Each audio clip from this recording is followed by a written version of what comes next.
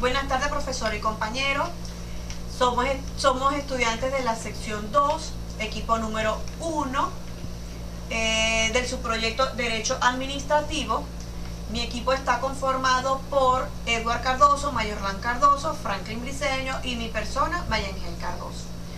Les vamos a hablar lo que es la personalidad jurídica del Estado. Pero antes de hablar de lo que corresponde a la personalidad jurídica del Estado, voy a conceptualizar lo que es la personalidad jurídica. No es más que la atribución por el ordenamiento jurídico de derechos y obligaciones a diversas personas. Circunstancia que nos permite afirmar que las personas jurídicas son, en estricto sentido, un producto del derecho y solo existen en razón de él. Sin su reconocimiento nunca tendrán personalidad moral o corpórea. Son el producto abstracto del derecho que permite a comunidades jurídicamente organizadas cumplir los objetivos trazados por sus miembros. La personalidad jurídica, pues, no coincide necesariamente con el espacio de la persona física, sino que es más amplio y permite actuaciones con plena validez jurídica a las entidades formadas por conjuntos de personas o empresas.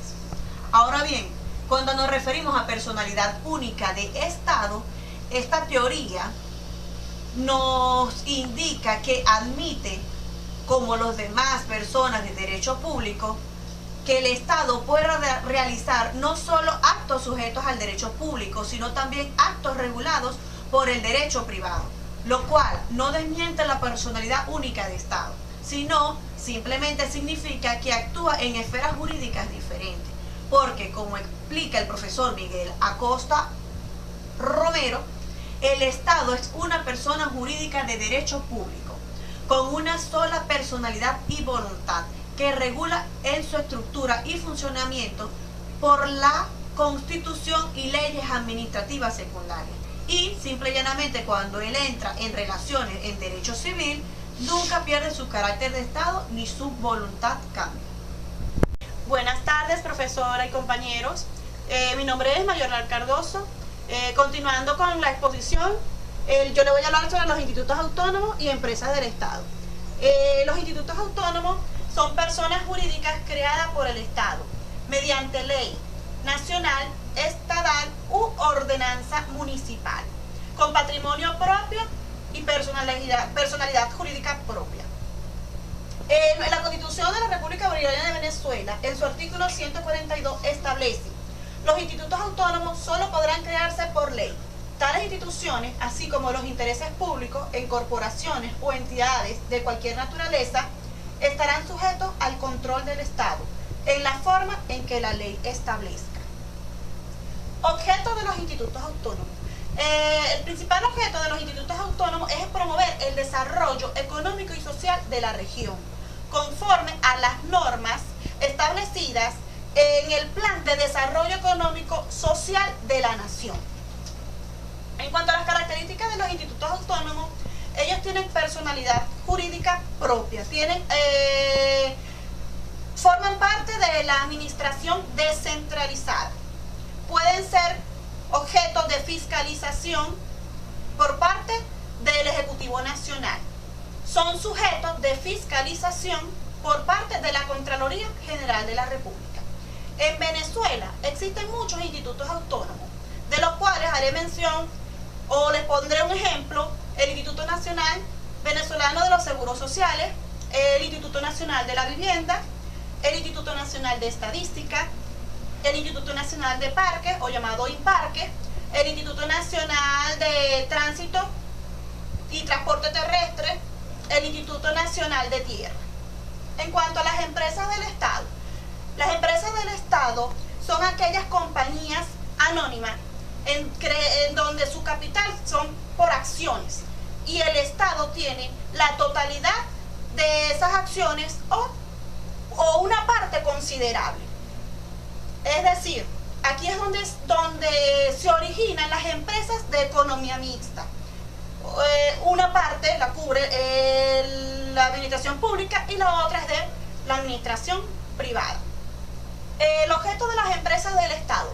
Su principal satisfacer las necesidades y cubrir, ¿verdad? Primordialmente, obtener ganancias. Entre las características de las empresas del Estado, puedo decir que tienen personalidad jurídica propia, su capital está compuesto por acciones, su estructura se basa en la de una compañía o sociedad anónima. Se rige por normas de derecho público o pueden ser también de derecho privado. En cuanto a las competencias de los órganos administrativos, puedo decir que las atribuciones de un órgano o de una autoridad administrativa se determina en razón de materia. Es decir, obedece a la clase de actividad que desempeña cada órgano. Territorio, delimitado por el espacio físico en que un órgano tiene la actividad. O de grado, surge a nivel en que se encuentra un órgano, autoridad o referencia a otro. Jerarquía es la relación de supremacía de los órganos superiores respecto a los inferiores. Y recíprocamente, la relación de subordinación en que se encuentran los órganos inferiores respecto a los superiores. Existen tres elementos esenciales de la jerarquía: el deber de obediencia, el deber de correspondencia y por último la facultad del superior para suspender o revocar los actos del inferior. Muchas gracias. Buenas tardes, mi nombre es Eduardo Cardoso. Continuando con la exposición, les voy a hablar sobre el poder público nacional. El poder público es un término utilizado en las ciencias políticas para referirse al conjunto de poderes del Estado. Desde una expresión abstracta, tenemos al término poder, que significa que trata de el hecho de mandar y ser obedecido. Y público, que serían las actividades del Estado. En resumen, podríamos decir que el poder público es la capacidad que tiene el Estado de obligar a alguien a hacer algo determinado. Y desde un punto de vista material, se trata que el poder público se define en un término plural, es decir, no solo poder público, sino poderes públicos, que son el conjunto de órganos o instituciones del Estado cuyo objetivo es mantener el control de la nación. Asimismo, el poder público es necesario para el funcionamiento de los grupos sociales que confluyen en un espacio físico determinado, donde ameritan tener reglas y tener un ordenamiento para que pueda existir una convivencia humana adecuada. Esto es lo que se llamaría el ejercicio del poder. Ese poder público, según la Constitución de la primera Constitución de 1811, se hablaba de un trinomio, que era el poder ejecutivo, el poder legislativo y el poder judicial. Pero desde la Constitución de 1999 hay dos novedades en el poder público, donde encontramos el poder ejecutivo, el poder legislativo, el poder judicial, que sería el trinomio, y tenemos el poder moral y el poder electoral como la novedad. Volviendo aquí al poder ejecutivo, el poder ejecutivo es aquel que preside o reposa en el presidente o presidente de la República, donde es denominado el jefe de Estado o el jefe de la nación.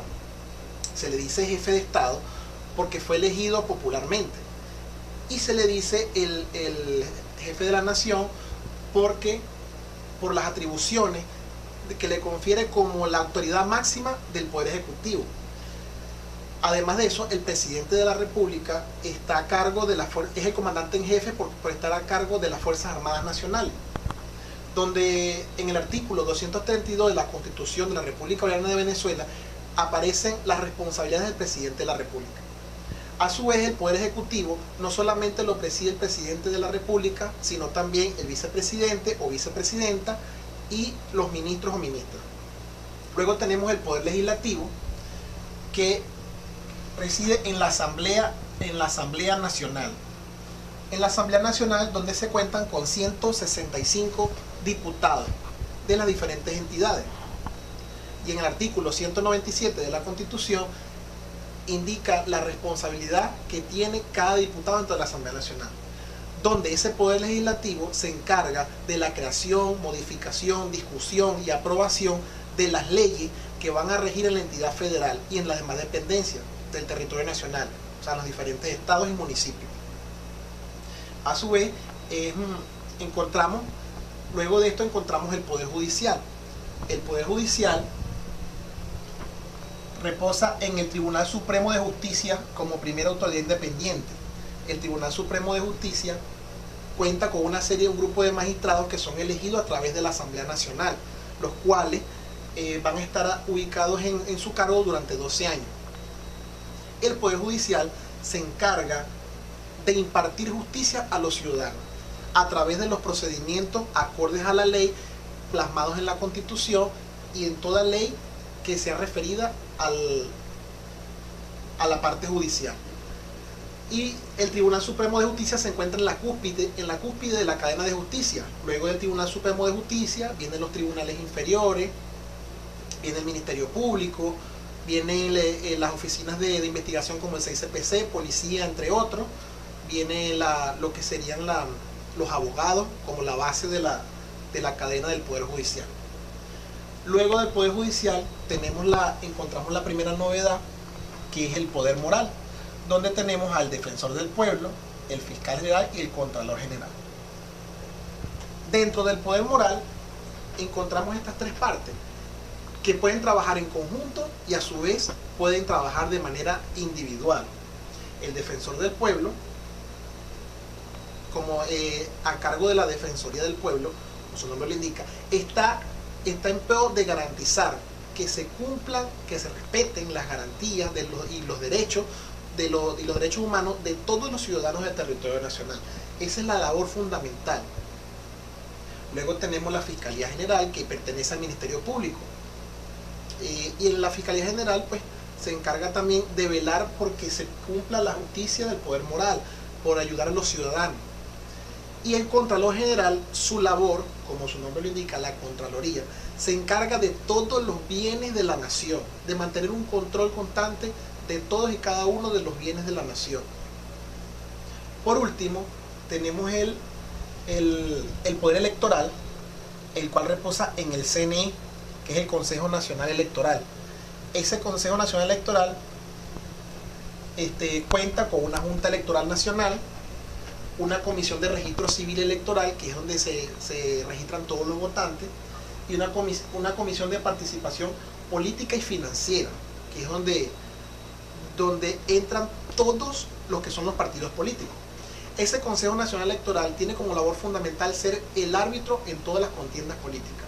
Es decir, mantiene la transparencia en todos los que son los procesos electorales y los procesos refrendarios. Y está organizado por 5 directivos, los cuales son tres son postulados por las asociaciones civiles, uno es por la Facultad de Ciencias Jurídicas y Políticas de las Universidades Nacionales, y un quinto que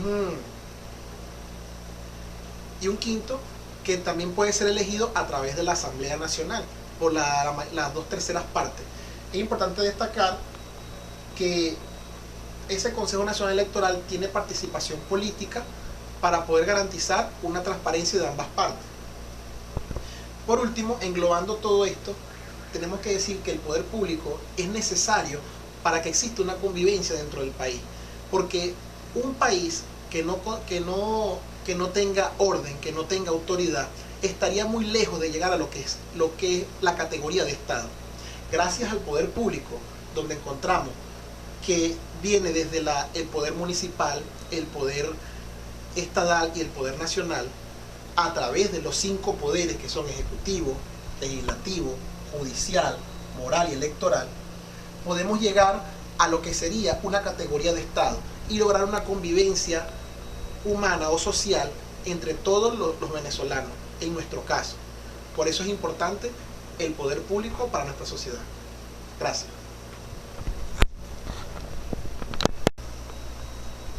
Sí, buenas tardes, mi nombre es Franklin Briceño y continuamos con la defensa del subproyecto Derecho Administrativo, lo que tiene que ver con la personalidad jurídica del Estado. Bien, en esta oportunidad, en este momento, hablaré un poco sobre las teorías del mandato y la representación legal del órgano. A nivel general existen 3 teorías, ¿verdad?, que tratan de explicar de alguna u otra manera cómo se puede expresar esa voluntad de esa representación que tengan los distintos órganos. Tenemos la teoría de la representación como tal, en donde supone que la persona humana o natural actúa como representante de la persona jurídica. La segunda teoría, teoría del mandato, en donde sostiene que la persona natural, a través del mandato de la persona jurídica, expresa esa voluntad. Y la tercera teoría, la teoría del órgano.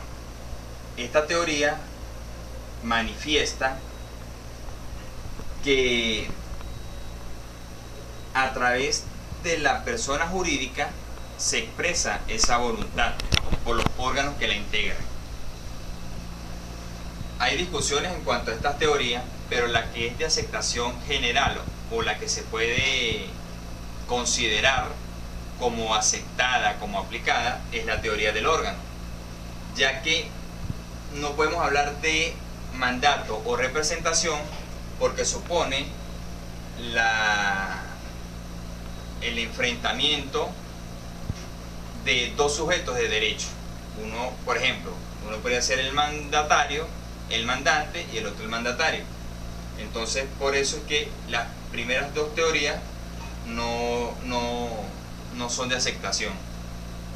En cuanto a la teoría del órgano, se tiene que es un solo sujeto y lo que concierne o lo que es relativo es la organización interna de esa persona jurídica.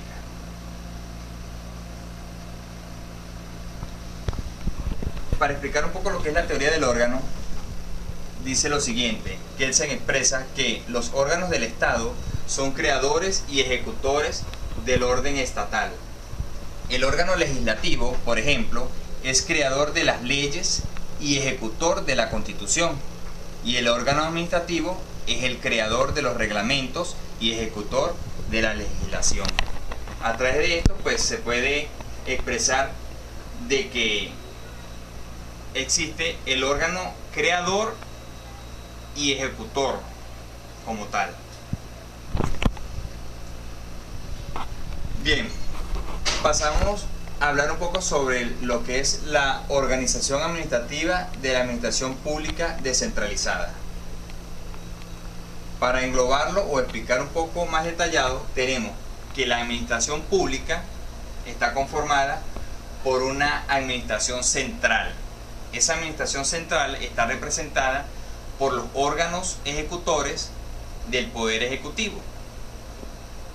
Esto está estipulado o tipificado en el artículo 136 de la Constitución de la República Bolivariana de Venezuela. Mi compañero Eduardo Cardoso hizo mención en cuanto a esa distribución u organización del poder público. Bien, esos órganos que integran el Poder Ejecutivo, el cual es considerado como la administración central, viene a estar formado por la Presidencia de la República y ministros, gobernaciones de los estados y alcaldías. Eso viene a conformar lo que se denomina personas jurídicas políticas estatales en los tres niveles territoriales, que son la República, los estados y los municipios.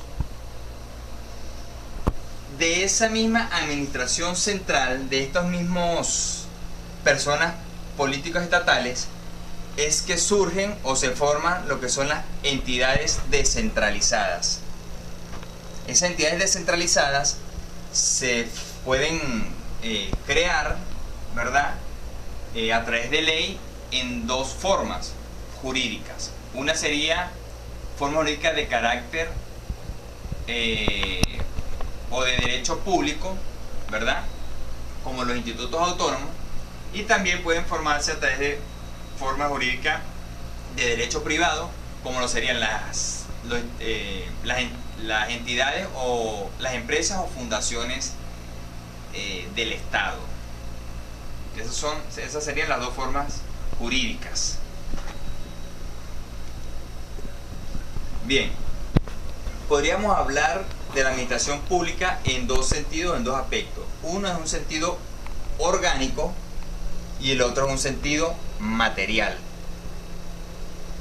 El sentido orgánico lo que busca es expresar o manifestar que no solamente esos órganos que integran la administración pública o la administración del poder estatal son los que conforman la administración pública como tal, sino que hay otros órganos estatales distintos del poder ejecutivo.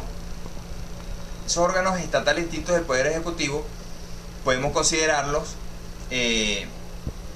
algunos dentro del poder ciudadano, ¿verdad? Como sería la Fiscalía General o Ministerio Público, la Contraloría General de la República y la Defensoría del Pueblo.